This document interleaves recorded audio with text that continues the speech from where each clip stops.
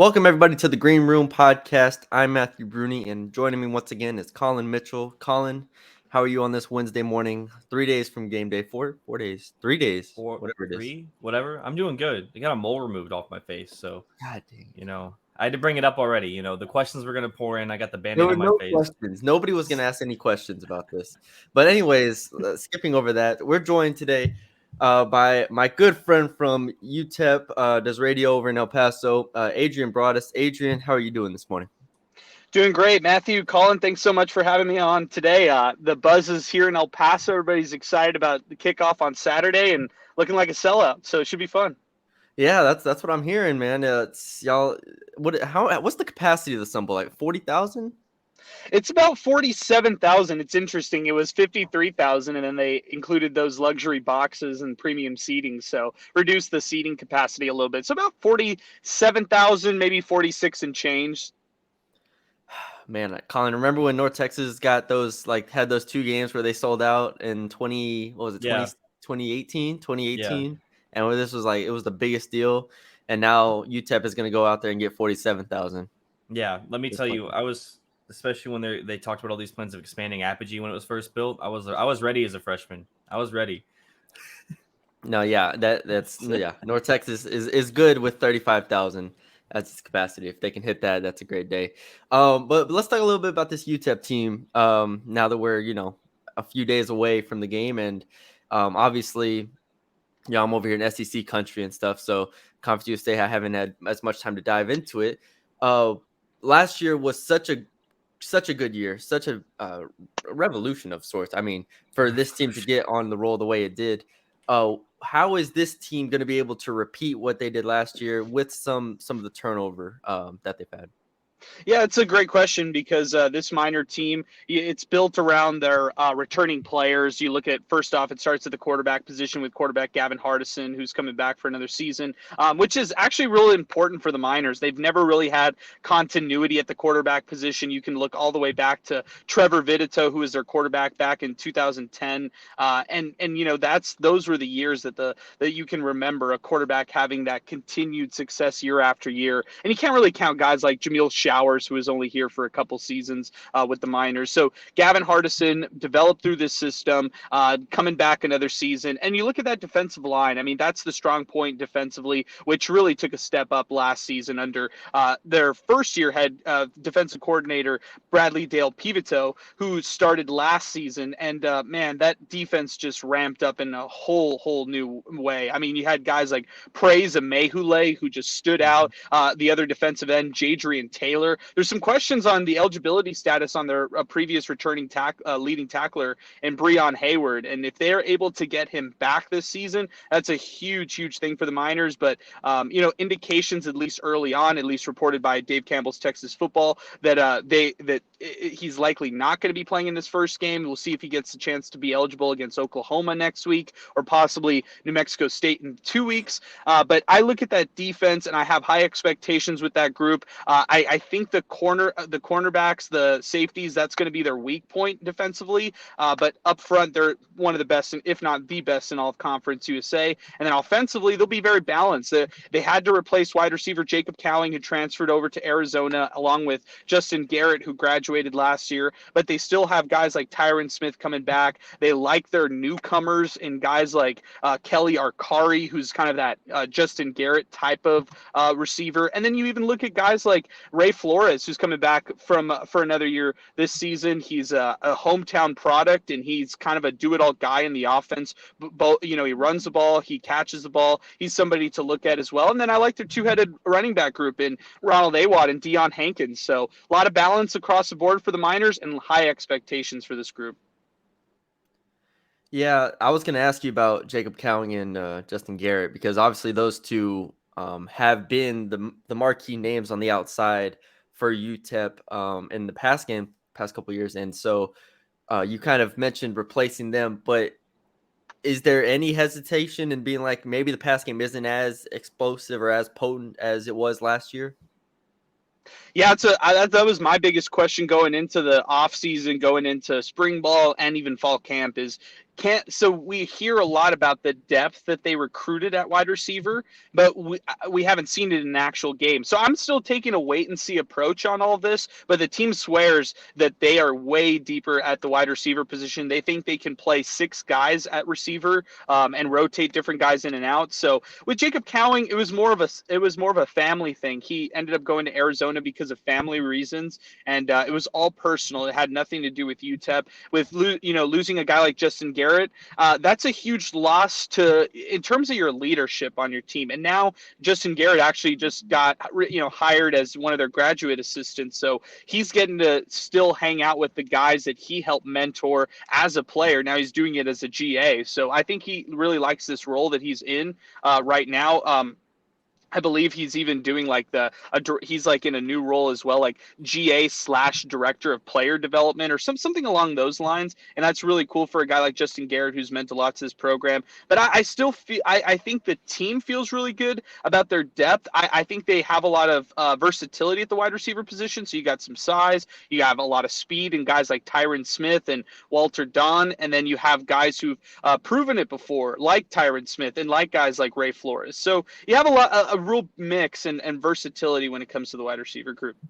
Brune and I have gone back and forth kind of about how important this game is for UNT to get started off on a good note, and how important is that for UTEP this season, especially, as we've talked about, there's all that expectation carrying over from last year, and they're trying to sell at the stadium. So how important would a win be for the whole season as an entirety for UTEP? Yeah, Colin, I like that question a lot, and I've got it a lot this week. I've hopped on several different podcasts as well, and everybody's kind of, comparing these two teams. I think the similarities are really, really interesting to look at between the Miners and North Texas, because you say the Mean Green have expectations. They want to win this game. It could do a lot for their season. You look at their non-conference schedule, teams like Memphis, teams like, of course, SMU on their non-conference schedule, and you look at the Miners. They're playing Boise State in Oklahoma, so they need as many early season wins as they can. But I'll be honest with you guys, I've talked about this a lot. UTEP has way more to lose in this game than they have to win, and I'll tell you why. Because if they lose this game, the fan base is out. This is the most fair weather fan base that you're going to find across Conference USA, where they're going to jump on board when things are right and when things are wrong. If they lose Saturday, forget about it. I mean, just forget about it. The game against New Mexico State will be an underwhelming crowd. The Boise State game, which is a Friday kickoff, it will be underwhelming as well. So UTEP, in my eyes, it's a must-win for them. And I don't know if they're going to get that victory on Saturday. I look back to that UTSA game last year, guys. I don't know if you remember, but that game was so overhyped from the UTEP side of things. They wanted to sell that game out, and they drew 36,000 fans for that game. And what did they do? They laid an egg on national TV. They came out very tight. Yeah, sure, they came back a little bit in garbage time, but it really didn't mean much. So I just, from the UTEP perspective, fans are really hoping that they don't have a similar turnout like they did against UTSA from the on-field perspective. And then, they actually hope that they can start this year on the right foot by a win against North Texas. Man, Colin, you remember that 2019 North Texas season where like those early losses just killed it? Yeah. That's exactly the same teams. thing. I mean, a lot of G5 teams, it's like if you don't sustain to a degree, I mean, it's going to be hard to sell out. It's going to be hard to show up. I mean, North Texas, by the midpoint of that 2019 season, where they were expected to win the conference with the 24 seniors or whatever it was, and they start off, a little slow. I mean, it was the stadium was less than half filled from the rest of the season. So it's definitely interesting, and I love getting your perspective on how important this game is for UNT, because for North Texas, I mean, you kind of mentioned it. This is for Seth Luttrell, especially going into a year where I've said on this podcast, he has to win 7 games, which can include a bowl game, 6-6 with a bowl win, whatever. You have to get to 7 wins. Getting to 7 wins with a loss at UTEP, and then, like you said, SMU, Memphis probably being losses, like that's 3 losses to start your season. It's going to be tough to overcome that with UAB and UTSA still on the schedule. So it is a huge game. Like I'm telling my dad, I'm telling everybody I know, this is the biggest game of week 0. All right. FAU Charlotte's a good game, but like this is the one where like you actually can take something away from this, because this is huge.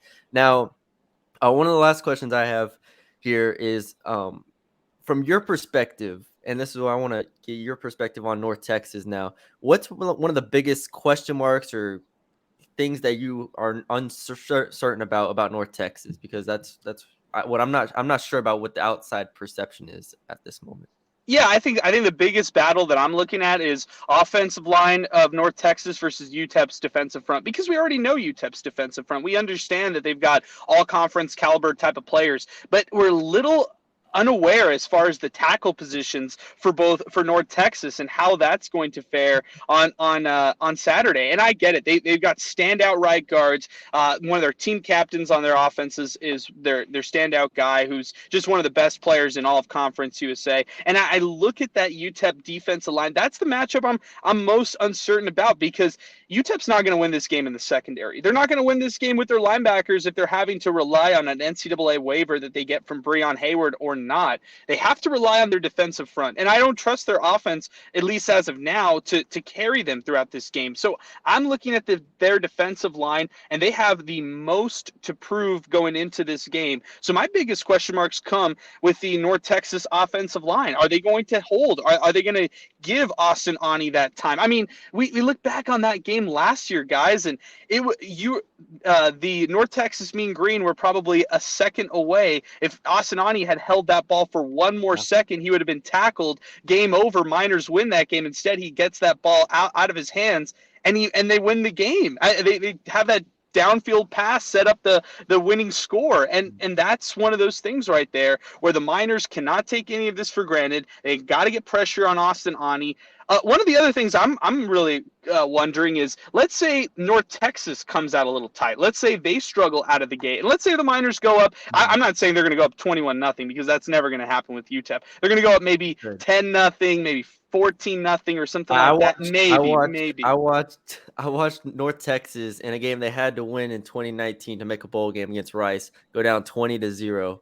So I will never say it can happen. Yeah, never say never again. Oh, that was a great one. Go ahead. Well, real quick. I'm just thinking, my other question, would North Texas bench Austin Ani at halftime and throw in Grant Cannell and have him just, hey, let's see what he can do. This is the first game of the year. It's not that big of a deal as far as just being week 0. It's a long season ahead of them.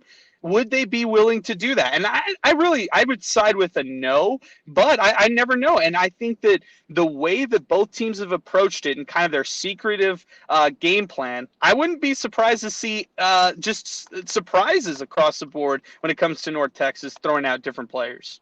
That's the thing, is the pass game has to be better than it was last year for North Texas, right? That's they were one of the worst passing offenses in the entire country. Austin Ani was awful. Jace Ruder was awful.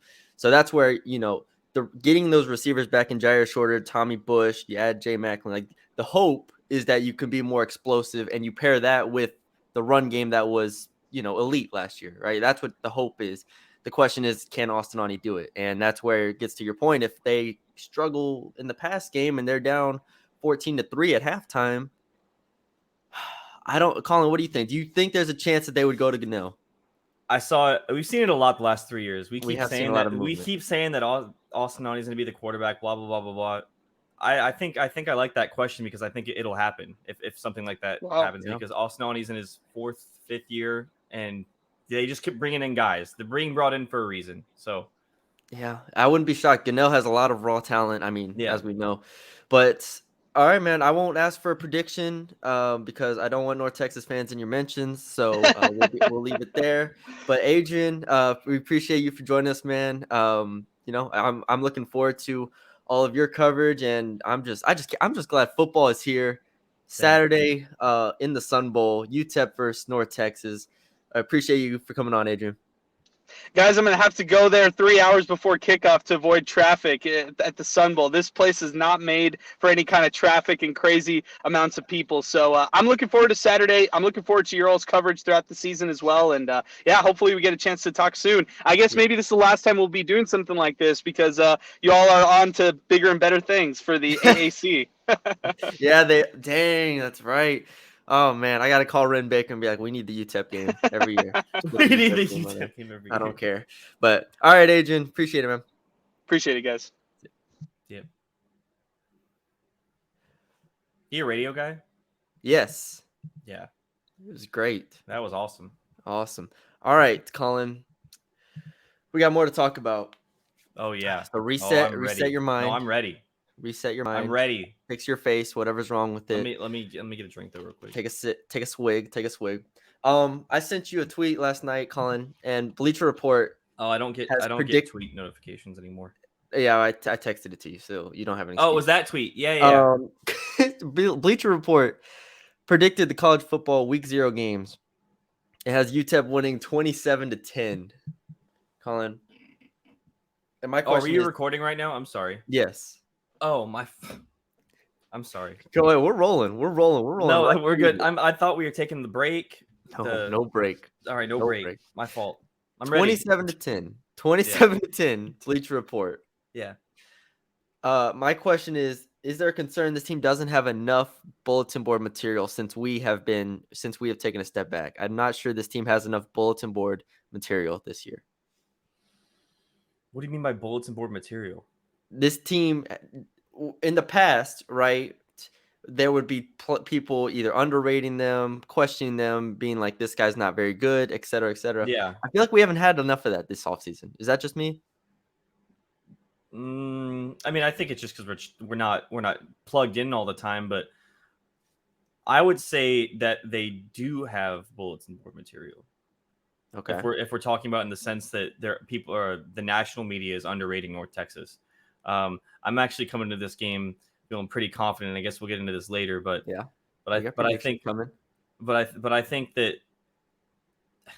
year after year, I sit up here and I go, North Texas is going to be the same as they always are. Have a lot of talent, don't actually come through with any results. I think this, for some reason, feels a little bit different. I think this year they come off the 5-win streak minus the bowl game, and then have all that momentum. They get guys back. They have I don't want to say a blueprint for winning, but they have known what it felt like consecutive weeks in a row and aren't clawing week by week by week trying to get a win loss to make a bowl game. So I think that they have momentum just as UTEP has momentum, and I'm expecting to win. All right. Let's get into this UTEP game then. I have some over-unders, which I think we'll get into in a second, but I want to look at two hypotheticals before we get into our predictions. If North Texas wins, and I texted you this, if North Texas wins in front of a sold-out stadium in El Paso, what does it mean for Seth Luttrell's legacy? Legacy being job security.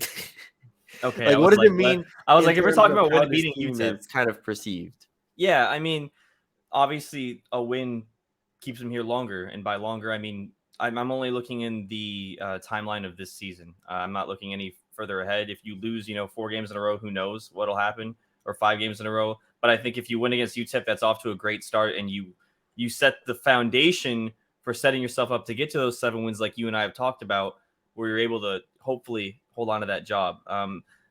But yeah, I mean, I think like you and I both said, this is a must-win game, and it's a must-win game because he needs to keep his job. So if that's if UNT wins, Seth continues to keep his job.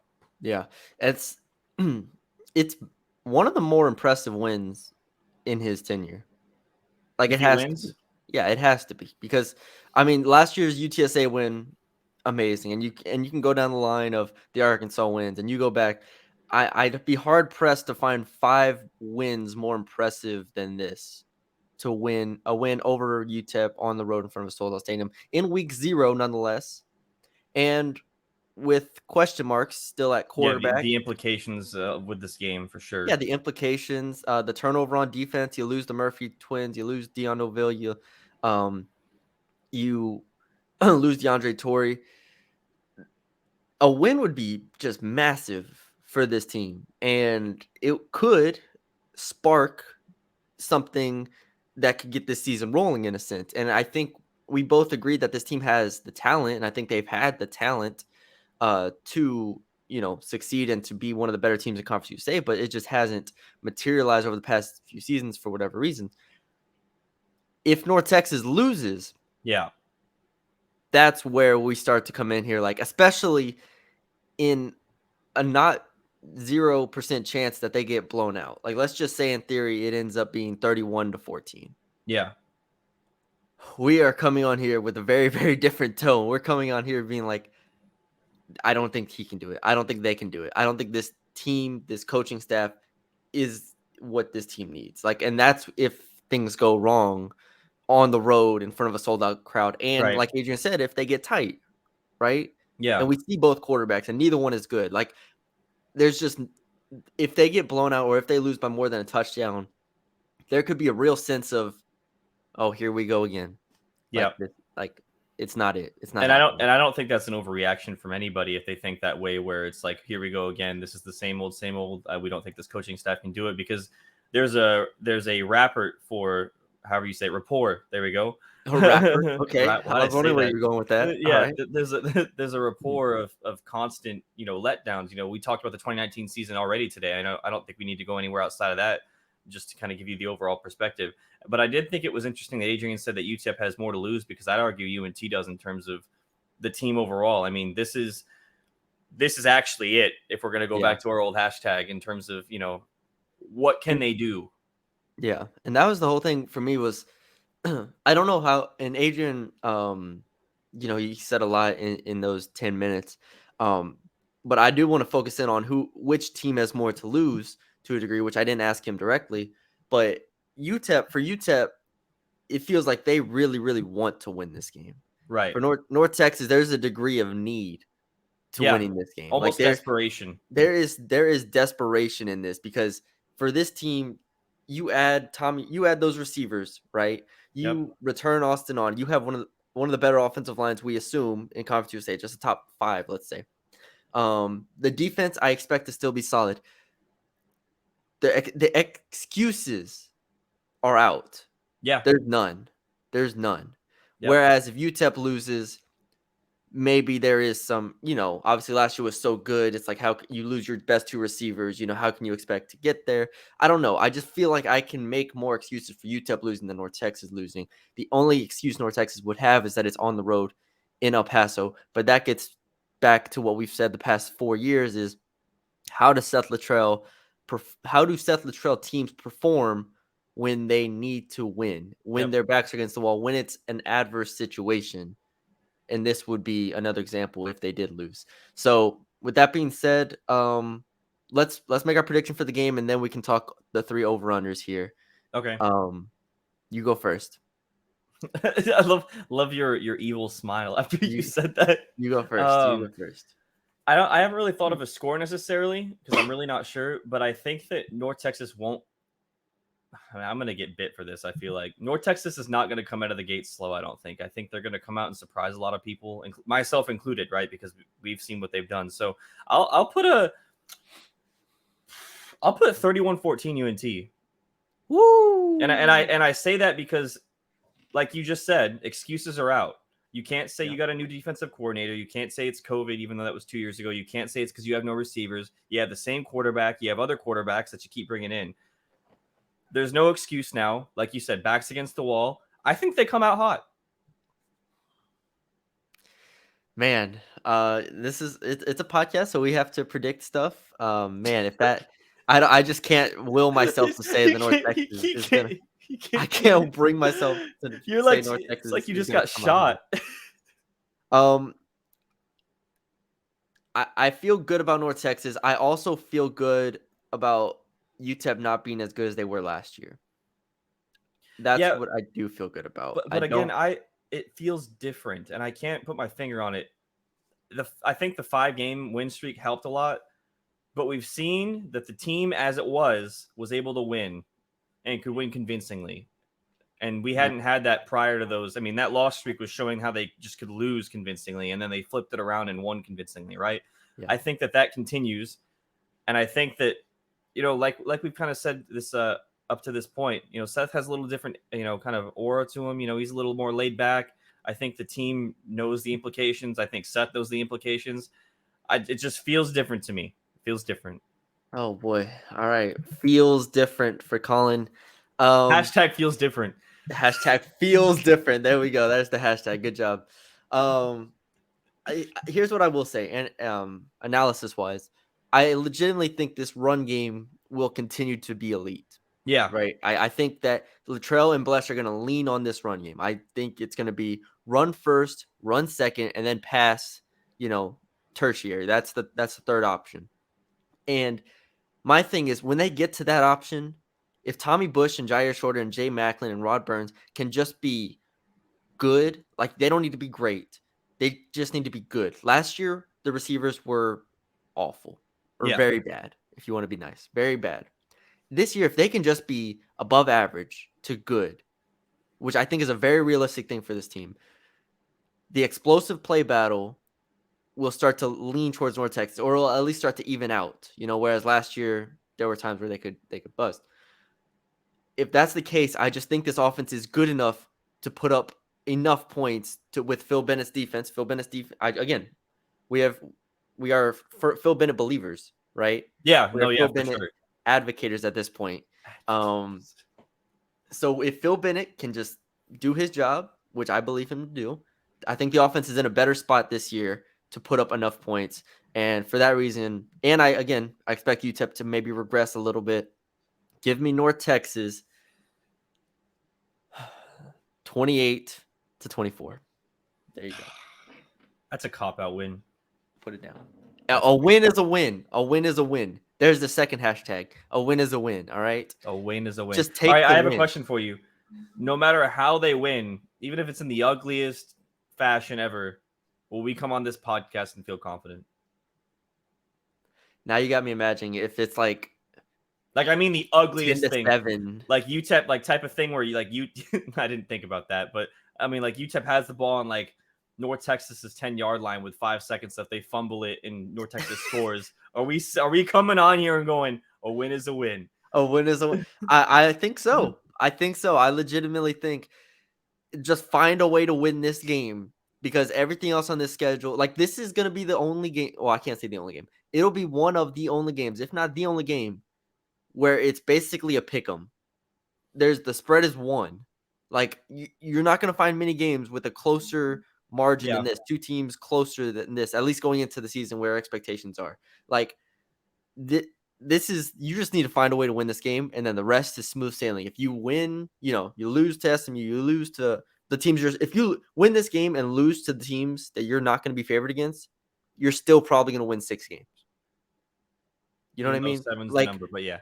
You'd have to look at that to make sure I'm right. But UAB, UTSA, you'll be underdogs. SMU, Memphis, you go down the list. There's maybe FAU, right? Let's say those 5 are losses. Yeah.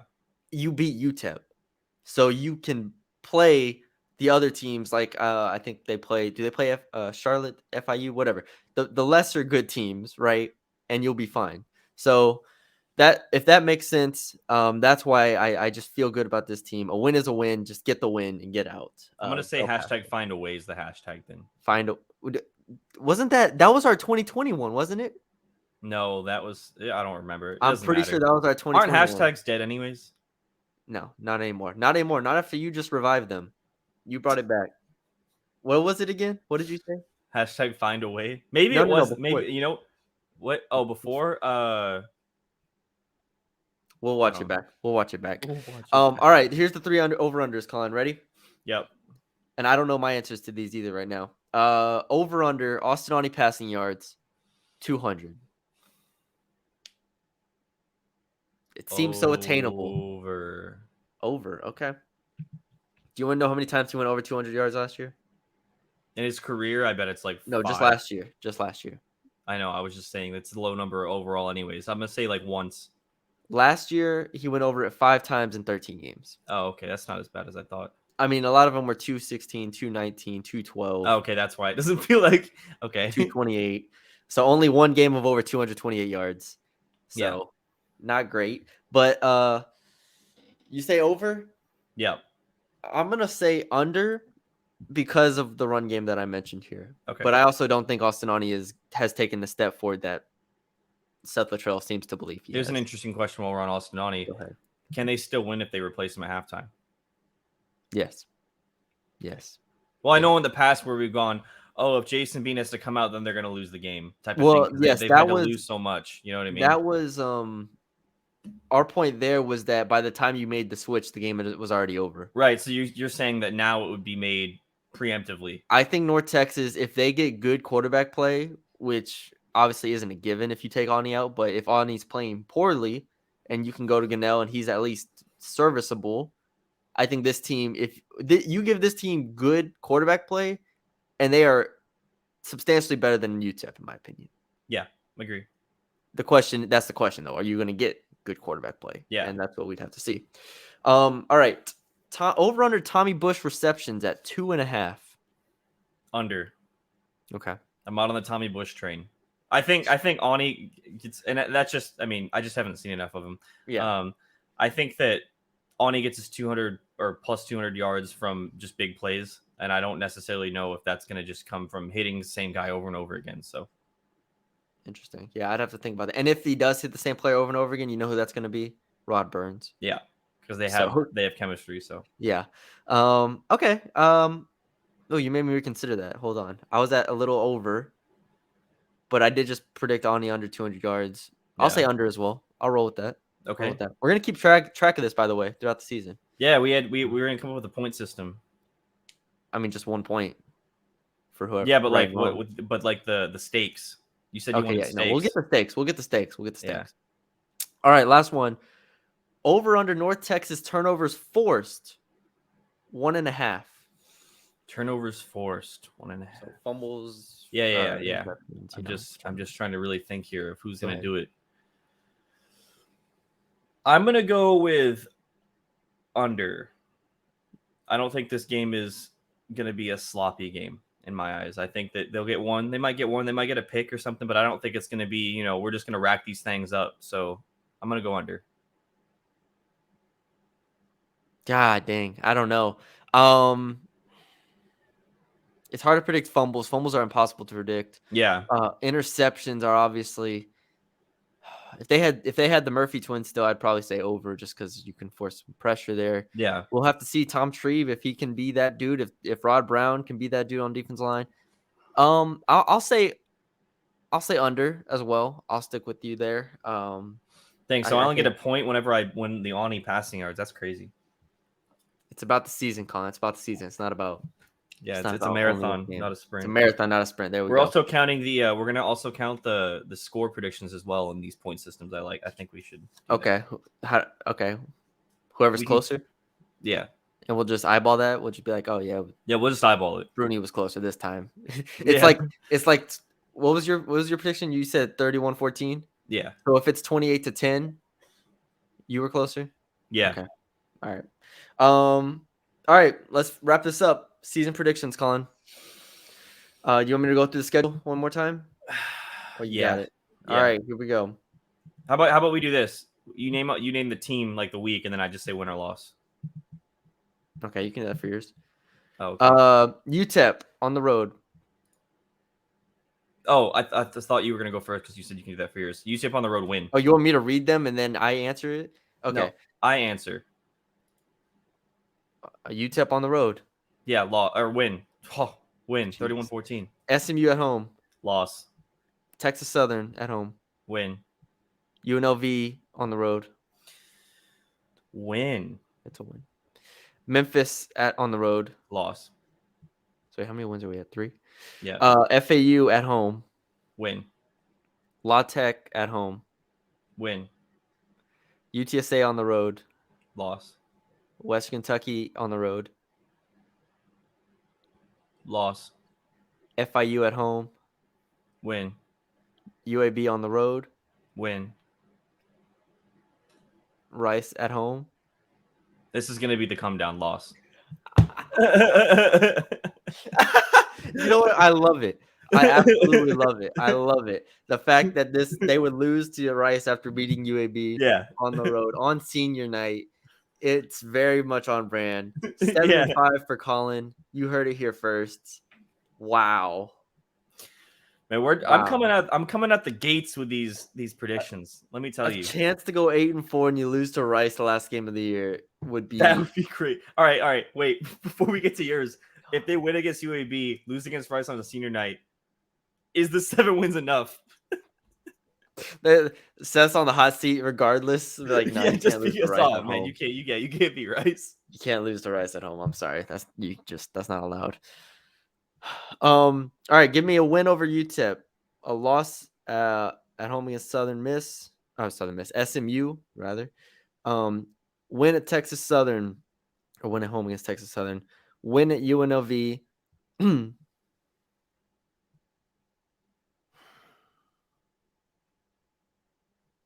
Lost to Memphis. Man, lost to FAU. Beat La Tech. Lose to UTSA. Beat Western Kentucky. Beat FIU. Lose to UAB. Beat Rice. Those are your 7. 7. We both have 7 wins. 7 wins for North Texas. We're gonna be sitting here in like 4 weeks and be like, God, what the heck did we do? 7 wins. They have to, oh boy. All right, Seth, we've bought in. You got us again. You've reeled us in. I think it was that press conference where he said 5 QBs. That was it. Yeah, he said, "I don't care. Yeah, if you hate it. I don't care if you hate it. This is what honestly, I do." like 3 years ago, I would have hated it, but now I think it's hilarious. I love it. No, the depth chart that was circulating on Twitter where it had the 5 ors, yeah, said, or Honey, or Ganell, or Reuter, and it just went down. I was like, this is the greatest thing I've ever seen. And Seth should fully lean into it, 1,000%. Every single game week, just be like, I don't know who our starting quarterback is. It's a great question. Yeah, I don't have an answer. Ani could throw for 400 yards, and he'd just be like, I don't know, man. Just be like, I don't know. I'm feeling pretty good about JD Head right now. JD Head right now. He might be the guy. Stone Earl might be the guy. But he should definitely lean into that. So that's interesting. All right. Season predictions, game predictions. We had Adrian on to get a better handle of UTEP. That's it, man. We're done. We did our over-unders. I'm ready for the season. We're here. We'll have a post-game podcast as always. We'll have our weekly post-game pod. Probably do a midweek quick pod somewhere in there just to talk, ramble, maybe take some questions, whatever. Yeah. But we hope y'all enjoyed it. If you're watching on YouTube, leave us a subscribe, leave us a comment, share, all that stuff. If you're listening on a Spotify, come on, you gotta get better at this now. Spotify, can't just keep going like this every week. I reach across my body for Spotify. Spotify over there, The Green Room. Follow us on Facebook, The Green Room UNT. Check that out. Follow us on Twitter. You know our handles by now. But yeah, we thank y'all for joining us, and we'll talk to y'all later.